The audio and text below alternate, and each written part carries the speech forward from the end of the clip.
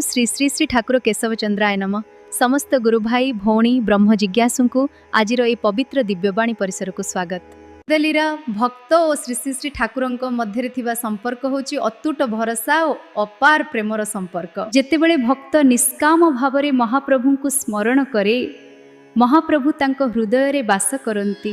हरि हरि बोला, हरि हरि बोला। महाप्रभु सदा तांको भक्तंक डाक शुणती। भक्तर हृदय रे थाए महाप्रभुंकर पवित्र स्थान। आज एठारे श्री श्री श्री ठाकुर केशव चंद्रंकर स्वहस्त लिखित दिव्यवाणी चरम शास्त्र कल्याण देली तोतेर परवर्ती पाराग्राफ गुड़ी को उपस्थापन करिया को जाउची। महाप्रभु जणाइचंती बाप धन रे निज ठारे दासत्र भाव जागृत करिवु, अन्य मानकु सम्मान देखाइबु, भक्त परि सरल हेबु रे बाया। हरि हरि बोला, हरि हरि बोला।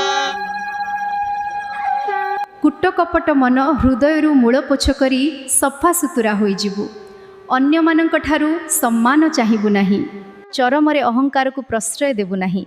तिल प्रमाण अहंकार बिंदुए विष परि प्रलयंकारी, धन रे मोर विनयी हेबु विनयी। दयाकरी गुरु भाई भौणी तथा साधुजन को अनुरोध एही वीडियो को स्किप करंतु नाही, कारण एथिरे महाप्रभु चरमनाथंकर अमृत बाणी भरी रहिछि। मणि हरि हरि बोला, हरि हरि बोला। ए संसार रे आशार फूल फुटिछि, आशा बैतरणी नईथा किछि आशा करिबु नाही। बायाटी मोर आशा कले आशा रे ही रही जीवटी। जेतिकी पाउछुन सेतिकी रे संतुष्ट रहिथिबु, मो धनटी परा ब्रह्मानंद पाई जिवु, परमानंद होई जिवु। मु देइथिबा आखि नै देखि सबु स्पष्ट भाव रे देखुथिबु रे बायादार। बाबुरे मोर चरम ए पृथ्वी तोर जन्मभूमि गारे, एइटी तोर कर्मभूमि मध्यव, तेणु कर्म रे लागि जा।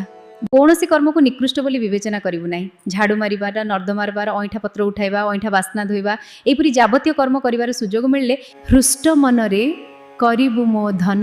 दादा दादा मोते धारा धारा, श्रीरंगा धारा मोते धारा धारा। एहाकु प्रत्येक गुरु सेवा विवेचना करिबु रे। चरम शास्त्र रे थिबा ए दिव्य बाणी आम्भे मनरु बा कल्पना करी कहूनाहु।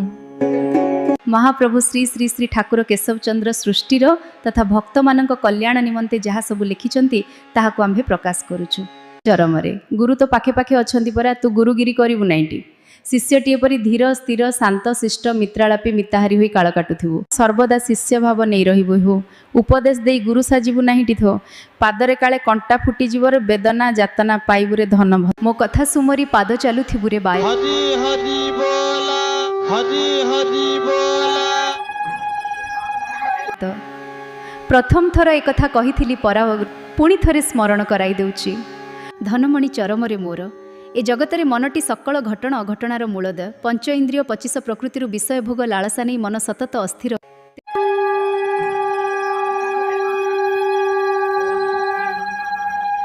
तेणु मन को मन बहुत इच्छा उदय हो जाए। से सबु को ईश्वरंक इच्छा बोली मने करी बाउला हबु नाहिटी। दे ठकी जिबु। प्रत्यक्ष रे जी अछंती तांको ठारु बुझी नेबु हे। तांको परामर्श रे सदा चलिबु।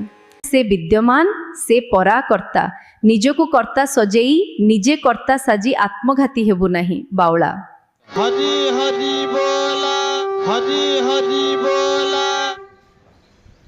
चरम रे गलामाली मोर, तू अंतर भितरे साहस बांधी विद्या अर्जन कर। मु परा तते कहिची, धीरे धीरे सबुरी अंतर रे प्रवेश करिवु। केवल विश्वास, ताहारी बल रे समयानुक्रमे सबु समाधान होई जिवरे। तू परा सबुरी भितरे खेलुचु, सबु देखि पारुछु, किंतु तोर खेल देखिबाकू कम जीव बाहरंती दा। सबु तोर आनंद प्रथम पाहाचरे तते थट्टा करिवे, अनास्था भाव आनी देबे। तू साहस बांधी बुधे। तो पक्षरे एहा विचित्र नुहे, चाहिले विवेक खटाई पारिबु। ए सृष्टिर समस्त जीव मोर अंग विशेष और मोठारु सृष्टि। तेणु मो संतान संततिंकर जे कौनसी भावरे संतुष्ट, मोर दृष्ट पुओ और तोरी परि शिष्ट पुओ मध्य अछंती। हरि हरि बोला, हरि हरि बोला। काहारी को घृणा करिबु नाही, उत्साह देबु। अधिक शुणिबु आ शुणाइबु कम। अधिक अर्थ उपार्जन करिबु नाही, मोते भूली जिबु। ଯେଭଳି ଗରିବଙ୍କ ଅନ୍ତର ସବୁବେଳେ ନାମ ଉଚ୍ଚାରଣ କରୁଛି ସେହିଭଳି କରି ମର୍ତ୍ତ୍ୟଧାମରେ ବିଭିନ୍ନ ମତ। ତେଣୁ ସହଜ ମତ ନେଇଯାଉଛୁ ପାନେ, ସହଜ କୋଠରୀ ଭିତରେ ରହିବୁ, ନଚେତ୍ ଧନ ଦେଖିଲେ ମୋହ ସୃଷ୍ଟି ହୋଇଯିବ। ତେଣୁ ସହଜ ମତ ନେଇଯାଉଛୁ, ସହଜ କୋଠରୀ ଭିତରେ ରହିବୁ ପାଇବୁ, ନଚେତ୍ ଧନ ଦେଖିଲେ ମୋହ ସୃଷ୍ଟି ହୋଇଯିବ। ହରି ହରି ବୋଲା, ହରି ହରି ବୋଲା। ଶେଷରେ ଆମ୍ଭର ସୌଭାଗ୍ୟ ଥିବାରୁ ଶ୍ରୀ ଶ୍ରୀ ଶ୍ରୀ ଠାକୁର କେଶବ ଚନ୍ଦ୍ରଙ୍କର ଦିବ୍ୟ ବାଣୀକୁ ପ୍ରକାଶ କରିବା ଏବଂ ତାଙ୍କୁ ସଦ୍ଗୁରୁ ପ୍ରାପ୍ତ ହେତୁ ନିଜକୁ ଧନ୍ୟ ମନେ କରୁଛୁ ଗୁରୁସ୍ୱାମୀ।